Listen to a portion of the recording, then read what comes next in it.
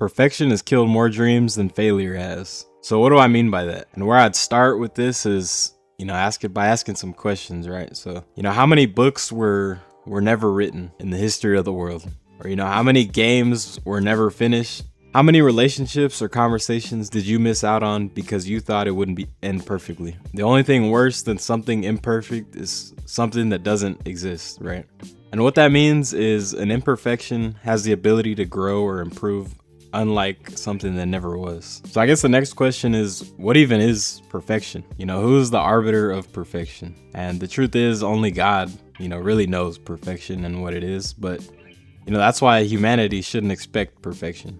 Just look at like the celebrities here. All around the world, I guess, but they mangle, they kind of, they dysmorph their bodies, their faces, and eventually their souls. They're climbing a mountain that is so impossible. And the mountain they're climbing is to escape the flood called aging. It's literally just natural, but these celebrities, they get all kinds of plastic surgeries. They're the first ones to test new methods on how to morph your body into something that it isn't, something that's not natural. They're all just trying to achieve perfection and maintain it, whatever their idea of perfection is, right? But like, look at the things in your life that you love. Are they perfect? Obviously not, right? And for me, an example is one of my favorite games, which was or at least growing up, it was Call of Duty Infinite Warfare. I know that's a hot take, but hear me out. But it wasn't because the game was perfect. Obviously, pretty much everything about it was mid. However, the memories I had, accrued with friends playing, wagers or game battles or pub stomping, that's what made me love it and appreciate that game specifically. Even though I know it was mid, and I'm not gonna completely deny that, I still do love that game just because of the memories that I had again. My point is, we don't fall in love with perfection. It's the authenticity and the genuine connection you feel while you're playing the game. It's not specifically how great the system is or how great the graphics is or any of that. And everything starts ugly. This is pretty much a universal truth. All writers' first drafts, they're usually awful. Or an athlete, how many of them know how to be masters in their respective sport off the rip? None of them, except maybe Messi. But even my own videos, the way I make them, because I know they are not great right now, they're not even good. But what they are now isn't what they'll always be. Even us, humanity, being God's creation, when we first come out of the womb, how many mothers don't post pictures of their babies until like a month after because they come out looking like a little alien? Nah, I'm just playing. But most things simply start as plain as a pike staff, and that's okay. Like that's all right. And that brings me to kind of my next point, which is there's a great cost to waiting. For example, you take two guys. One plans out a business for 5 years thinking he must have perfection before fully realizing that business. And then you have our other guy, he risks it all and goes for it right now. And he experiences dealing with customers, employees, and pretty much just the overall pressure of running a business. And usually that second guy will attain or, hit his target before the first guy. So, well, why is that? It's because he was ahead. He was able to learn and plan parallel with each other. He was able to do both at the same time. While the other guy, he's 5 years behind, and he's not going to get that experience until he finally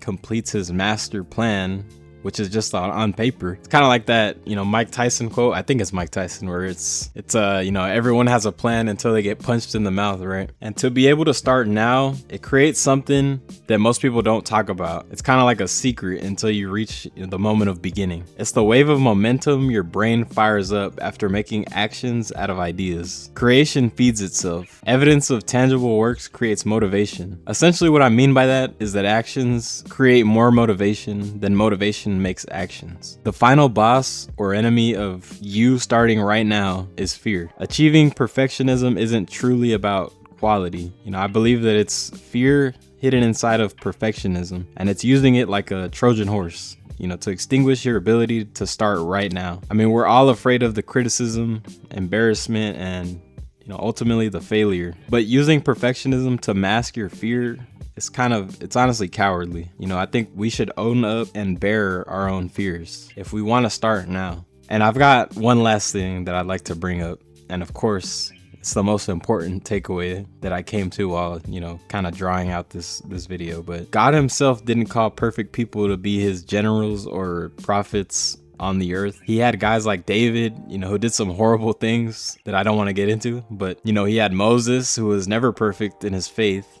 He doubted on occasion. And he had Jacob as well. Like, Jacob was a very cowardly person. He used his fear to avoid responsibility. And Jesus gathered Peter and Paul to his side, even though Peter denied knowing him 3 times because he was afraid to go to prison. And then Paul, he persecuted many of the Christians before his eventual conversion. And the lesson here isn't become perfect before you are useful. Obviously, the lesson is to be willing to work through the guilt of imperfection. And in closing, I'd like to introduce the idea that maybe the goal was never to create perfection, but to simply just create and then inspire your creations to become more than it or they were originally from creation. So don't be afraid to start now, because you just simply never will if you don't, or if you stay fearful. And it could be anything. I mean, there's no specific topic, that this information like relies upon. Like, there's no specific target that needs to be hit or that I'm specifically talking about. It's kind of broad, but that's why I like the idea of this, because anybody can take the information and run with it and just start. And I've been working on that myself, and it is kind of scary, I ain't gonna lie. Like, it's not easy